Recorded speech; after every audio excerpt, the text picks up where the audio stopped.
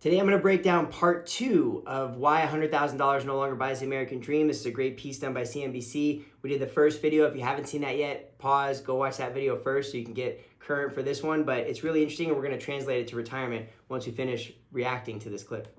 And so the kinds of debt that young people can rack up going to college gets larger and larger, and your ability to then make ends meet yourself, be able to buy a car, be able to move out of your parents' house, those things become much more difficult over time. The American dream typically is people owning property and having children, but that's becoming largely inaccessible for many people. And even those who have attained these things are finding themselves managing every dollar coming in and out just to stay afloat.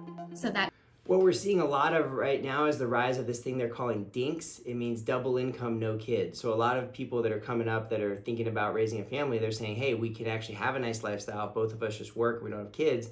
So you're actually seeing some decline in population as a result of that, and that's becoming more and more of a popular movement. So that trade-off is underlying the new cost of the American dream. Millennials and Gen Zers still want to buy homes despite feeling like they can't afford it. 62% of younger millennials and 63% of Gen Zers still say owning a home is part of the American dream.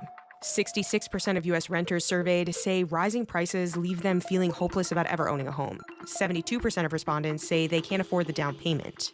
Holy cow, 66% of people feel like they're never going to be able to buy a home, and 72% of renters cannot afford a down payment. That is just absolutely crazy. So yeah, no wonder it's shifting, right? You're seeing less and less people. They said 40% of those people in Gen Z and millennials don't include owning a home as a part of the American dream. 40%. That's a big portion. 17% of all home buyers said that saving for the down payment was the most difficult task in the buying process, and 52% said student loan debt delayed their ability to save. The typical first-time homebuyer in 2022 had a household income of $95,900. Nationally, a prospective homebuyer would need a nearly $110,000 salary to afford the principal, interest, taxes, and insurance payments on a median price home. Okay, so we just broke down the average cost of mortgage and home in the last video. Now they're saying that you need $109,000 to afford that. So that's really a key piece of data, right? It's like, how much house can you afford? Well, they're saying in order to be able to afford the median, you gotta at least make 110 grand. But the median household income in the United States in 2022 was a little under $75,000. $30,000 below that. That's insane. That's it right there. If you're born into a nice neighborhood in which your parents have lots of wealth and lots of income, your chances of doing well are vastly improved. And part of that's home ownership. Collectively, Americans owe $1.13 trillion on their credit cards. Inflation, it's eroding people's purchasing power. It's reducing their ability to save for their future or invest in these long-term goals. So that loss of financial stability can create a sense of powerlessness.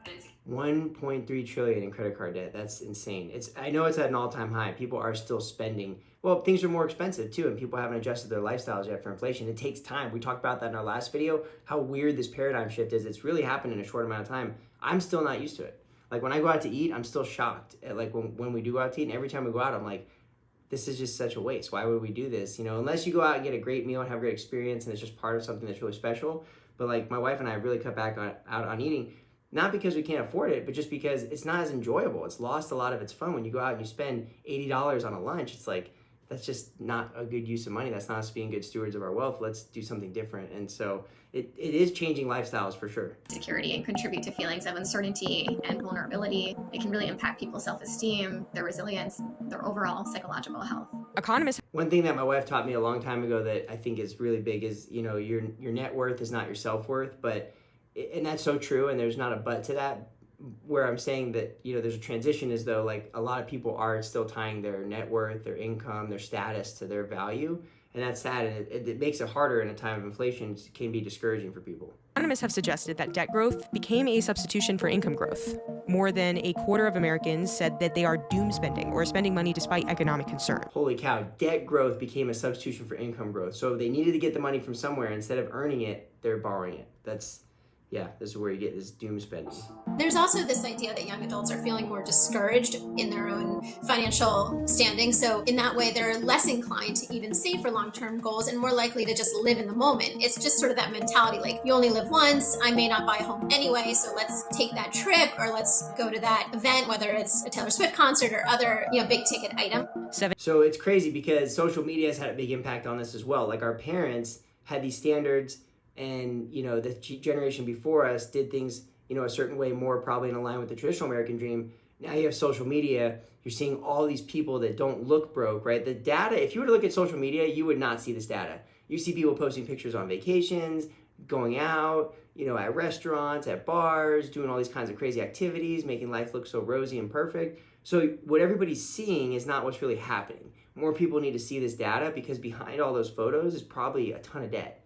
And that's what's crazy. Like, if you had to, it would be weird if you got to see transparency and what's really going on behind the scenes. But if you got to see the amount of debt people were carrying and posting those pictures at the same time, it would probably be less appealing. 73% of Gen Zers say the current economy makes it difficult to set up long-term goals. And it's not just about revenge spending. It's just about wanting to enjoy life and make the most of what you have, even if you can't necessarily buy that home, or, you're not starting a family just yet and you really want to, feel good about yourself in the moment. People are indulging to the extreme, and I think we often buy because we think that it's going to change our life, or it's going to give us this emotion that we feel like we're missing, and it's like an endless trail of Wow. So it's really the problem with consumerism in general. It's like you spend and you spend and you spend, and it never really actually feels any better, right? A lot of people use Amazon as a way to do that, right? It's really easy to scroll on your phone and go, oh, that's going to feel good to get that. You get excited waiting for the little package. And then what happens? You just end up needing to buy more stuff. So it's not the way to fulfillment, but a lot of people are reaching for that out of just pure looking for something to enjoy and bring some hope into their life.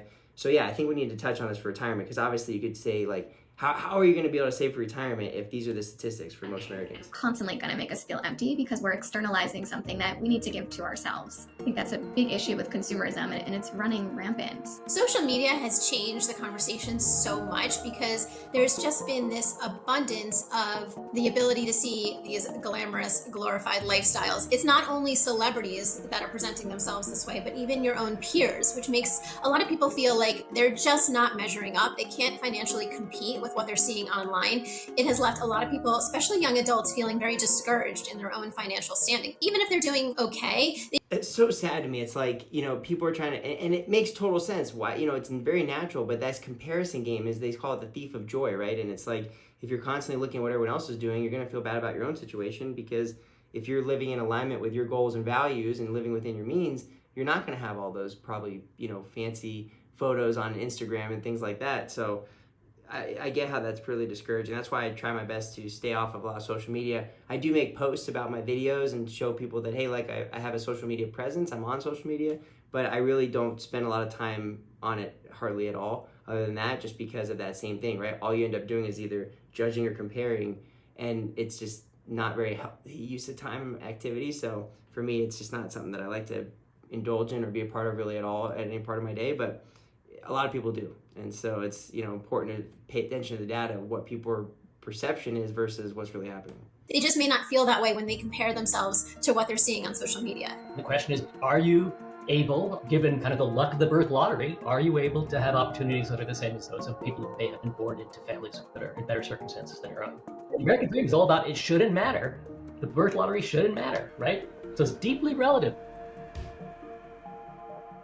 So yeah, obviously there's a lot of data as well on, your upbringing, where you're growing up, the kind of probabilities you're going to have for financial well-being in your life. But let's take this to retirement, right? Because this is a big issue for a lot of Americans. It's like, if you're at this level, how do you make sure that you get to be able to save for retirement? And I got to be honest, the person that I think is really the most valuable in this space is Dave Ramsey. He's the one who's addressing these massive issues for the masses. That's why he's so popular, because a lot of people need to get their spending under control. If we cut the doom spending, if we spent realistically, if we didn't, maybe automatically go to college just because we thought that was the way out, there might be some ways to cut some of these shortfalls and actually be able to save for retirement. The statistics are 50% of Americans arrive to death and retirement with less than 25 grand. That is not, that's just terrible. 50% arriving to retirement or death with less than $25,000, and we're in a very wealthy country compared to a lot of the world. So there's obviously some things that are broken and some problems, and this is where I think Dave Ramsey's baby steps and FPU have really made such a big impact for people. Again, this isn't like a Ramsey endorsement video, but I think in order to be able to get things under control, those steps and that framework are super important, because obviously this is a huge problem and it is a big contributing factor to how much you can save for retirement. It's basically the reason why that statistic is the way it is, and it's so daunting. So I think that it's more important than ever to be intentional with your spending and realize that, hey, if I'm spending to feel better about something, it's not really going to actually heal anything, and that creating a long-term view of these things can really be the most prudent steps, and that's what you're going to need to do to start. And there's going to need to be some changes that happen because, this is just not, working for a lot of people. A lot of people are having to work harder and harder, take on side hustles, do second jobs to bring in the income they need to be able to support the standard of living they want. And for a lot of people, that's what it's going to take in order to be able to get out of that, is reduce spending, increase income. And if you can do that over a prolonged period of time, eventually you will create savings, and that will start to shift this thing around. So you're seeing a lot of people approaching retirement right now that are maybe 5-10 years out, and they're starting to think about things like hybrid retirements, where they can go work part-time for some medical benefits if they're under 65, or just be able to do something to bring in some kind of wages and still stay healthy and active. So these hybrid retirements becoming a lot more popular for many, many people. You are seeing the retirement age extend up until like 70 and into your 70s for a lot of people.